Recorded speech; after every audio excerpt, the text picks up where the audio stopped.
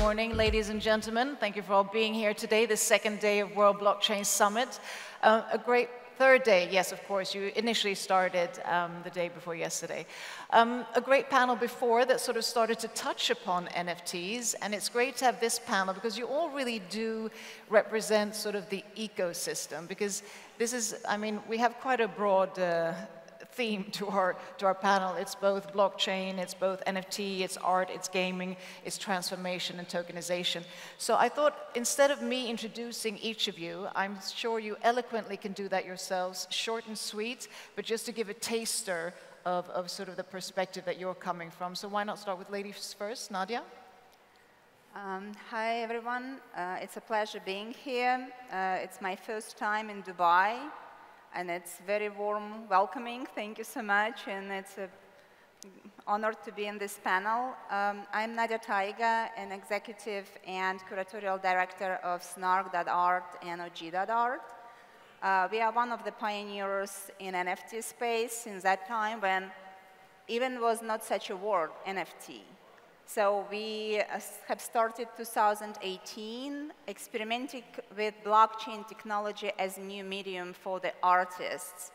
We thought that gap, that, let's say, the creativity was already there, but it was not introduced to the conceptual contemporary artists. And we started to work with traditional artists, inviting them to experiment and check those boundaries of blockchain technology for like bringing innovation and expand their creativity in that space. So we have created some projects that initially was about fractional ownership. In 2018, by the piece of Yves Sussman, 89 Seconds Atomized, that is in collections of Whitney and MoMA museums, and as well as with phonic artworks, artificial intelligence. And finally, we created last year a first dynamic NFT project. When I say dynamic, I will explain later what it means. It means that NFTs, artworks, they evolve and keep changing even after when they're created and sold. So those, they live and breathe constantly. Yeah, and we are like just about to launch a new project, Leom, Life in Our Minds, with Pace Gallery.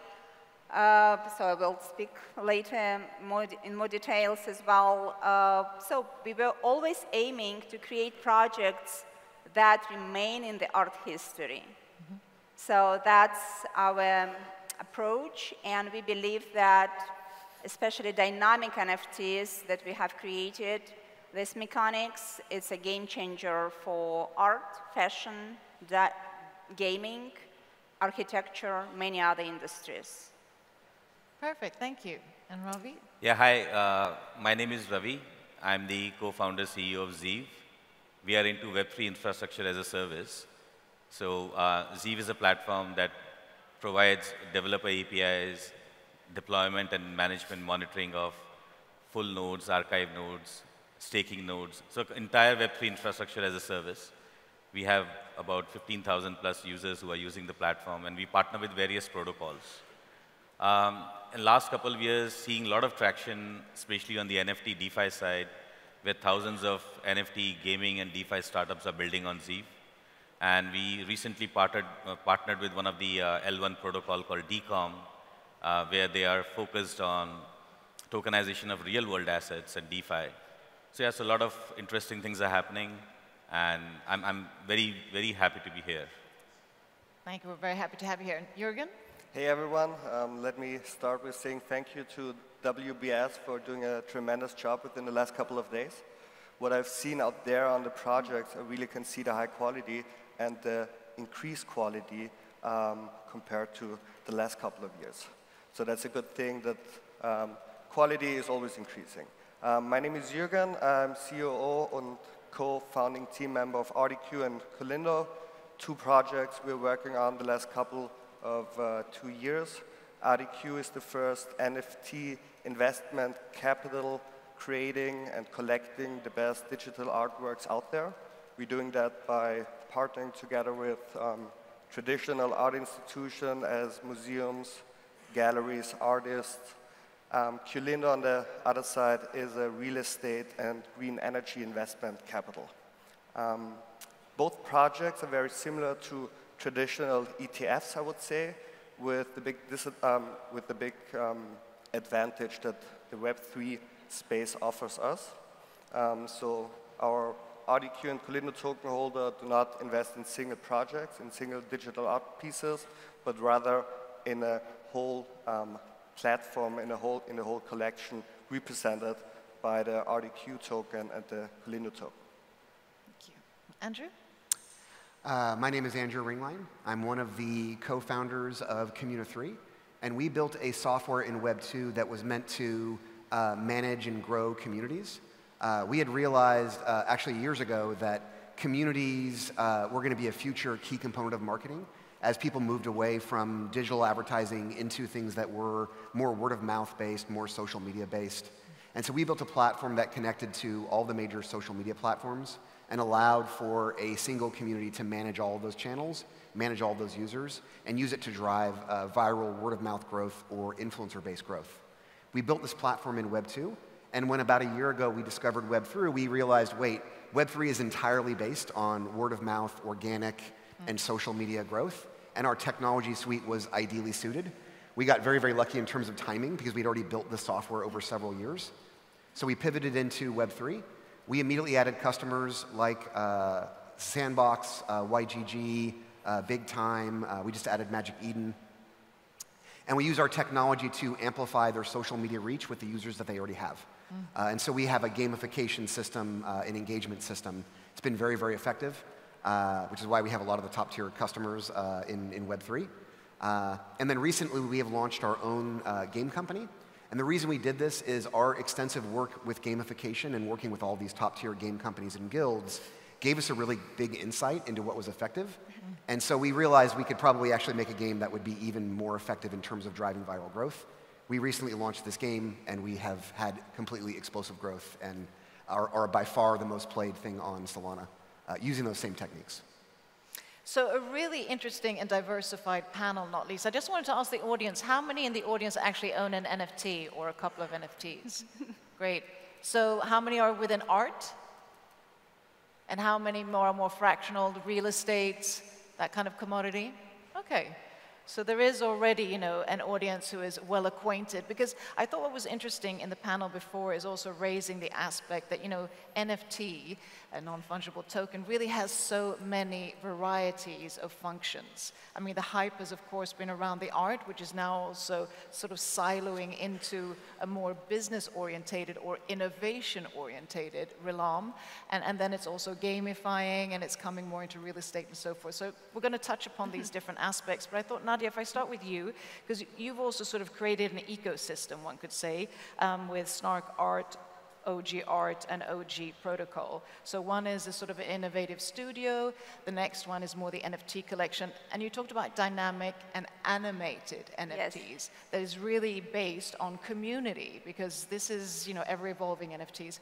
So tell us briefly why you see this as a game changer and how it sort of diversifies from what we see as NFTs today in art.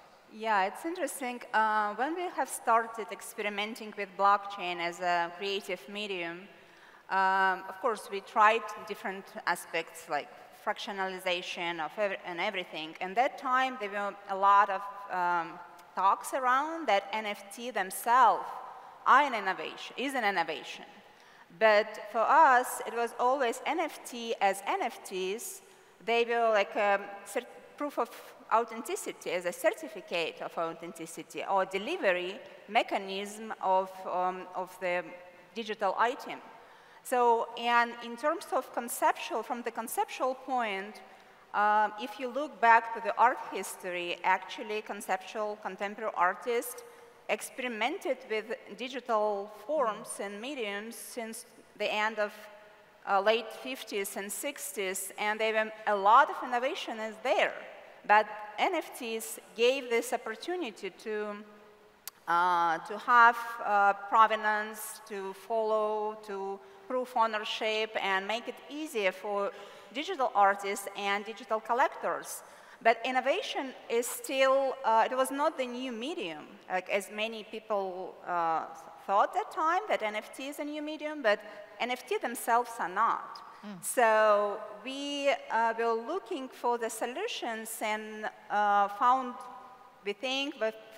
one that is now very popular in different forms. We are not only one who is working with dynamic NFTs right now, but last year we created the first project that called OG crystals.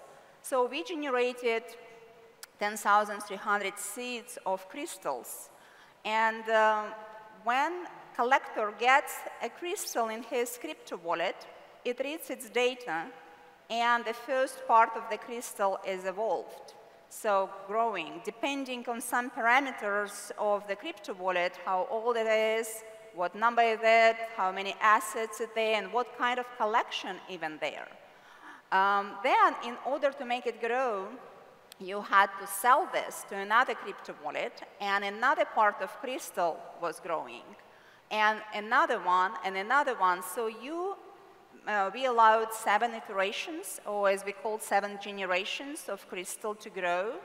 Some people grow it till up 7, some up 3, 4.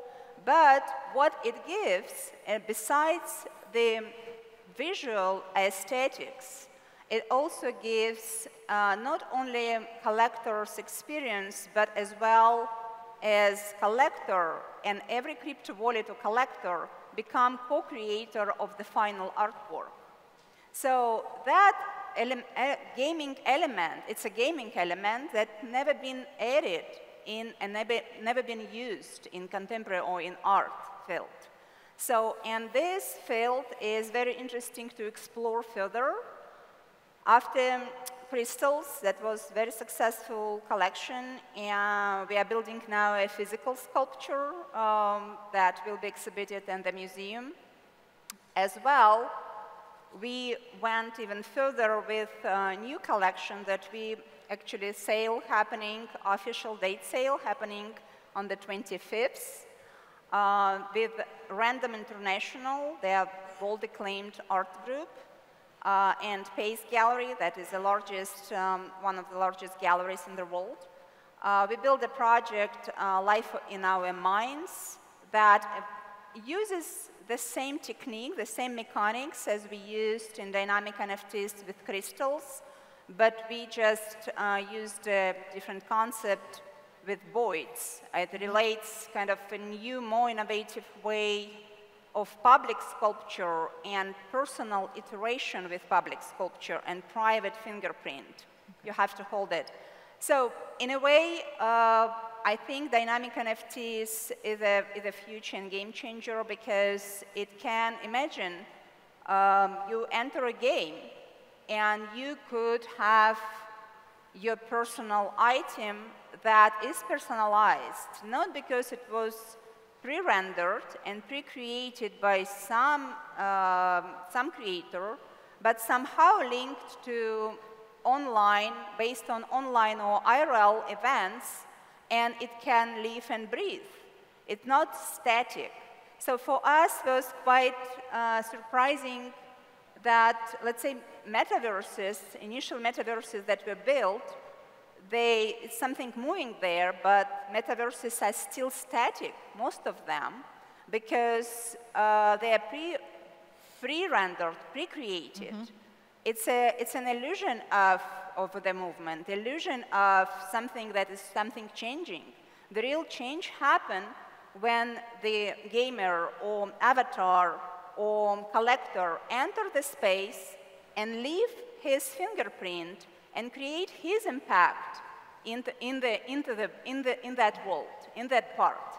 So this is something very revolutionary and exciting. I think that it's just the beginning. We are very excited about that.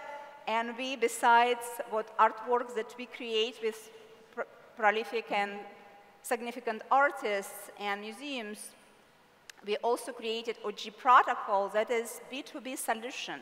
B2B tool that we want to help gaming industry, metaverses, to become dynamic. Okay, and that's really showcasing, you know, the NFTs. I mean, the living, breathing. I'm sure this can come into other contexts as well. Crystals is sort of maybe magnifying what one can do, but that sort of dynamic way of evolving a utility is really interesting. Yes, and I'd love to comment on something because I think a lot of people here are very business focused.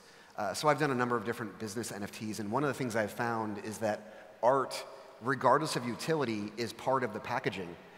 In the same way that if you like open an iPhone package, like that experience is like, oh, I'm getting something more because of the packaging.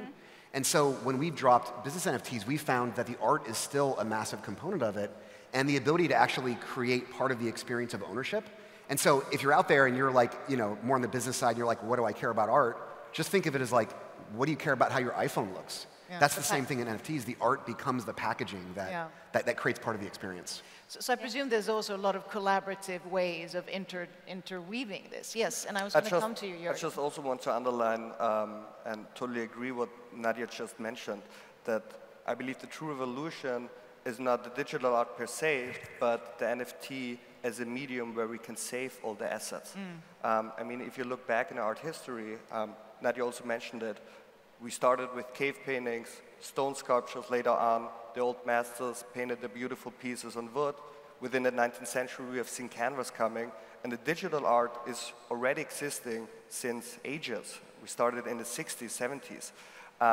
But the huge revolution is the fact that artists can now monetize the digital art, their creatives, through NFTs. And I believe that is also something that we all always need to stress out and to explain to people when they talk about NFTs to really understand the value behind it. Yeah, and they are saying it's the new renaissance. But keeping it quickly, you, Jürgen, so ArtQ and Quilindo. So ArtQ is also a bit resembling, it's within art, and you collaborate with large museums across the world, but also going into sort of a business aspect of Quilindo, which is more on real estate, and it's also fractionalized based. You also have a DAO. So just sort of, so we color the palette a bit on NFTs. Tell us a bit more about that. Well, in the end of the day, what Quilindo does is investing in sustainable real estate projects and green energy projects, focusing especially on solar power projects and wind projects. I believe what Quilindo offers is a very easy way how to invest in a variety of projects by offering the Quilindo token, as we invite our investors to invest in the Quilindo token and therefore be part of a variety of individual projects. The same structure we use with ArtQ, but only as an underlying asset we have digital art pieces. And I believe what you also mentioned is the structure, as we are getting a DAO within the next 2 months. This is a very nice way how we offer our token holder being part of the decision-making process. We just created a very easy application where we're gonna, as a management team, propose our different projects to the community. This will be probably once, twice a month, depending on the project in pipeline. And then basically we're just asking simple questions, proposing 3 different projects and asking the community whether they want to invest in, yes or no. And the majority decides, and and then we're gonna follow the majority vote. Also exciting, and that sort of also shows the spectrum of NFTs. We're talking DAOs, that's a form of governance, it's community-based, there's a token attached to it, there comes a financial incentive and so forth. So Ravi, I want to let you into the conversation too here. I'm sort of coming from the blockchain side and also peer-to-peer, which of course community orientated. What do you see if we look at NFTs also expanding to utilities? Because NFTs, I mean in the long run, which also they spoke about, it's going to be everything from our sick journal or health journal to, you know, our government papers to everything. What is the evolution in here, if coming from your aspect? Yeah, so the basic tenets of NFTs are, you know, leading to new business models. So let's say we talk about data monetization. Now, using NFT, personal records or any critical business records can be tokenized, and then they can be monetized. So in the Web2 space, monetization of digital data was not possible. With Web3, a proper data ownership, a complete freedom to share the credentials and then revoke the access. All these possibilities make it possible to create data monetization models. Apart from that, if you see, let's say, credentials management. So there was a concept paper by Vitalik on soul-based tokens and the non-transferable tokens. So these kind of NFTs where, different kind of credentials are being tokenized and they can be verified easily, cuts down a lot of manual process that we have today. Apart from that, if you see financial assets, like invoices are being tokenized and creating a new secondary market. So if you see, invoice discounting is one of the most popular lending product. But the secondary market or securitization in the case of invoice portfolio is negligible or pretty much not there in the Web2 space. With NFTs, now invoices are being tokenized and the portfolio is being reinsured or resecuritized. Similarly, other financial assets and then real-world assets like real estate, as Art mentioned, and apart from that, various other kind of assets, whether it be carbon credits or bonds or mutual funds. So various kind of tokenization, some NFT and some the variants of NFT. And now recently, ERC 3525 came in with semi-fungible tokens, where you now have attributes where you can have quantity like fungible tokens, but all the same unique attributes like an NFT. So yeah, so the things are moving beyond collectibles or art, and it's good to see that people are understanding the real power of NFT, that it's not just collectibles. It's impacting art and collectibles to a large extent, but at the same time, it's going to impact a lot of other asset types or asset categories. Yes, Jürgen, you want to add something? Yeah, I also just want to mention that the fact that NFTs are tradable 24/7 truly revolutionized the whole art market. So RDQ has an own gallery in Vienna, but we're also partnering together with different other galleries around the world. And for the first time, at least in my career, I can now hold an exhibition in Vienna and in Miami with our partner gallery by the end of November, beginning of December, where we show Natalie Dieno, an upcoming digital artist, a very, very strong woman doing beautiful artworks. And the amazing thing with NFTs is now that I can show her in Vienna and simultaneously also in Miami, the same artworks. And if I sell something in Vienna, perfectly fine.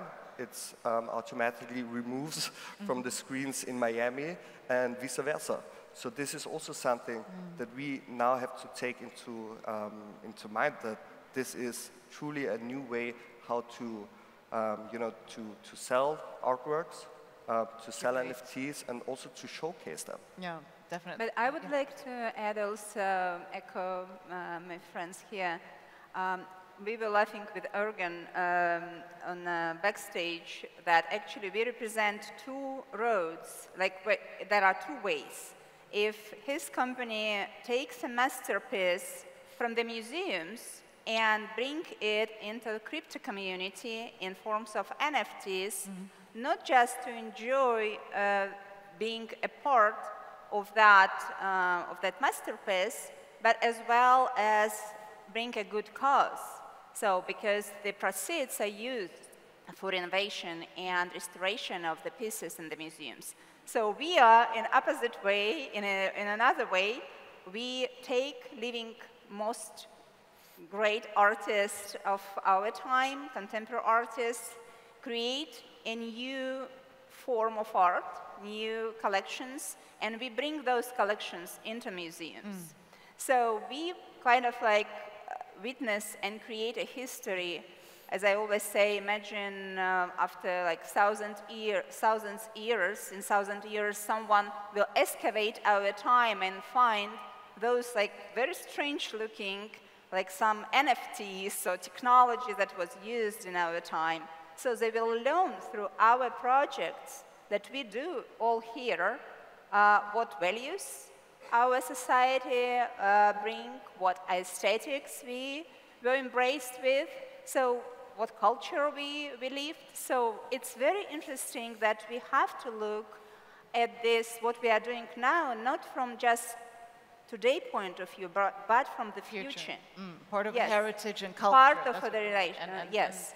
And creating of a course, it can be used as well as like for loyalty programs. Maybe like, as you said, many brands and companies are not in that space yet because they don't understand what an ability could be for like personalization of, I don't know, loyalty program, like personal relationships that they create with their customers, like personalized experience. That actually what like dynamic NFTs could do. And we are, even though NFTs, you know, we are in a phase of education, we are in a phase of expansion, of transformation, innovation, so the utility is also going to grow and expand. I also want to bring Andrew into the conversation, and then yes. Yeah, so one of the things, you know, we're talking a lot about art here, which art is in itself its own utility, right? Converting art into NFTs is actually, in a lot of ways, a superior version of dealing with art. But art is also a packaging in NFTs for other utilities. And one of the things, you know, again, sort of like looking at this audience and thinking where I think most of them are at, you might be thinking, okay, well, NFTs are all about art, because that's what's driven most of the economy right now in terms of NFTs. But they actually represent all forms of digital ownership. And if we look at something as simple as software like Microsoft Office, Microsoft Office is software that you buy and you license it for yourself and it has a certain time duration and it's non-transferable. There's a way to improve that model through NFT ownership. You could take Microsoft Office and say, you know what, I want to buy a true version of this that I'm going to own in perpetuity. I'll pay a lot more for this piece of software and now I can transfer and resell it, and now I've become a micro investor and a holder of Microsoft Office. This changes the psychology and turns people into advocates for that piece of software. And there's also another opportunity here. If I buy a piece of Microsoft Office and now I own an instance of this software, it probably actually the art packaging is going to increase my feeling of value in that thing. But also I could rent this to somebody else. And now I can use this as an investor to create a revenue stream. So I can buy, let's say I buy for $500 a copy of Microsoft Office that I truly own, that is transferable. Now I could rent this back into the ecosystem and actually make money off of it. So there is a way to take every single model of ownership and every single model of subscriptions and turn them into more efficient NFTs. And we did this at one of the two companies here, where we basically took a software license, because someone asked us to, took a software license that was very expensive, and we packaged it into like an ownership plot of land that now you could use the software in perpetuity. And we sold this NFT for $100,000, and we packaged it so we could sell it to our customers. They cared a lot about the art, which you wouldn't think, I'm buying a $100,000 piece of software. Why do you care about art? It's packaging. And then we sold this to several of our customers. Well, what happened is because we added in the renting utility, a bunch of investors found out what we were doing and were like, wait a second, you have customers that are paying you rent.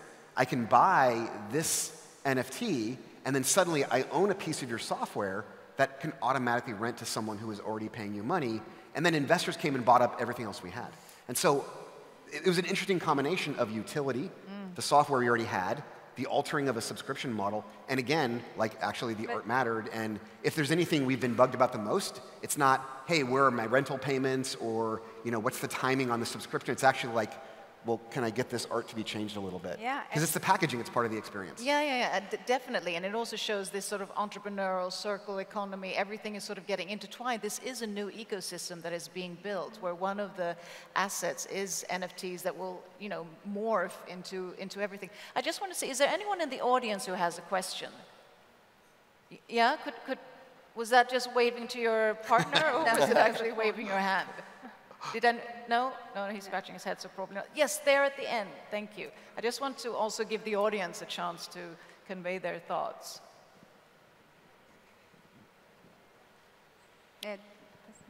Hi, my name is Hamza, and I am a startup founder from Bitsy's store. My question from my personal experience around NFTs is that how do you deal with these phishing scams, because I was myself a victim of a stolen NFT. I bought it from OpenSea, and then suddenly I see this random NFT in my wallet, and the next thing I know is all my NFTs are gone. So how do you deal with such issues in addition to the advancement of technology and as we evolve through this, this blockchain era? Yes, security is definitely an important aspect. So a quick answer, yes. Yeah, a quick answer is I don't think there's any way to address that like as projects here. I think it has to be addressed at the wallet level, at the chain level, at the security level. And unfortunately, it's one of the major blockers to widespread adoption of like the NFT world. There is so much security threat to everybody. You literally need to train someone and say, okay, by the way, you're coming into the NFT world, don't click anything. Don't open up like any NFTs, like here's all the phishing scams. And it's actually a major barrier to adoption. So until we get better security solutions at the wallet level, I think that was being addressed in the last panel, I think we're really going to have a significant barrier to like bringing in mainstream people because the security issues are just abound. Yeah, and that goes all over Web3. Yes, a quick. Just very briefly, back to the topic utility. I totally agree with all of you, but I also want to add another utility that is, especially for our project, quite important, is it is the utility to really reach out to a new audience. So for instance, we did a project with the Belvedere Museum. We tokenized a world masterpiece called The Kiss by Gustav Klimt. We fractionized it into 10,000 pieces and sold the single tiles as NFTs. And it was quite successful. We made 5 million plus revenue within the first 14 days. However, even the most important thing, more important than revenue, was the reach out from the Belvedere Museum through this project to a complete new audience, to a younger audience. And we can already see the increase of young kids coming to the museum and also now have a look at the old masterpieces. And that was the main aim for the museum. And I believe NFT project and in general, the Web3 space offers so much for traditional institution to really communicate with a younger audience. So there are many aspects you can actually reach a new audience when you digitalize it. I know, and time is always a constraint in all of our lives, and so it is also for this panel. We didn't really even have time to go into the gamifying part, which is also interesting. But let's do like this. All four of you, just sweet and short, what is the major trend that you see, or what is the major trend that you really would like to see when it comes to the spectrum of NFTs, whether it's gaming, art, a utility? So Andrew, if I start with you. Yeah, so I think the major trend that I see is really moving towards utility. Yeah. I think basically the additional art utilities are also evolving very rapidly, which is great, but what I see is a really big push towards true utility, which is financial utilities, DeFi utilities, gaming utilities. The art has already been trailblazed, right? That's what took us to kind of where we're at. And then now we're seeing, okay, great, what do you add on top of that? What do you add that's deeper, that has some other impact? It doesn't displace the art, but it's added on top of. And so I see that as the most major trend on every chain. Thank you. And Jürgen? I truly believe that within the next years we'll see an increase of the quality of the whole infrastructure. I believe that we're going to have screens in all our apartments and houses with beautiful frames where you can show your digital art pieces. And I hope that this is coming rather sooner than later. And Ravi? Yes, I would say utility, because there is less of enterprise adoption in the public protocol space.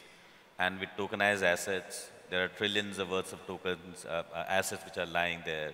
And there are some traditional problems like lack of liquidity, geographical limitations, etc., that can be solved using tokenization. So I think more and more utility where enterprises can start participating in tokenization of assets and trading of them. Yeah, I definitely see that the segmentation of the market that is become more specified. Let's say like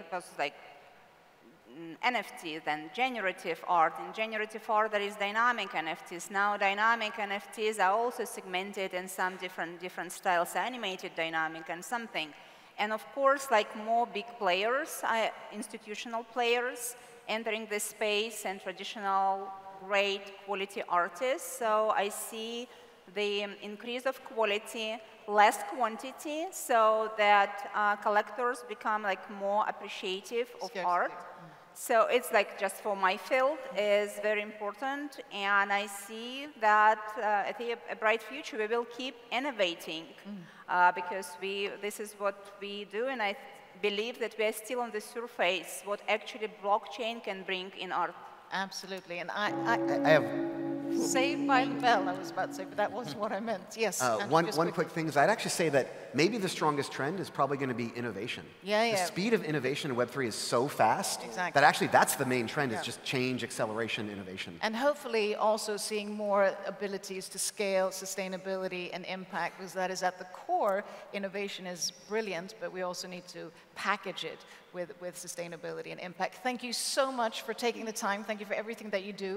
Stay safe and healthy and keep doing what you do. Thank you, Sabine. Thank you. Thank you, Andrew.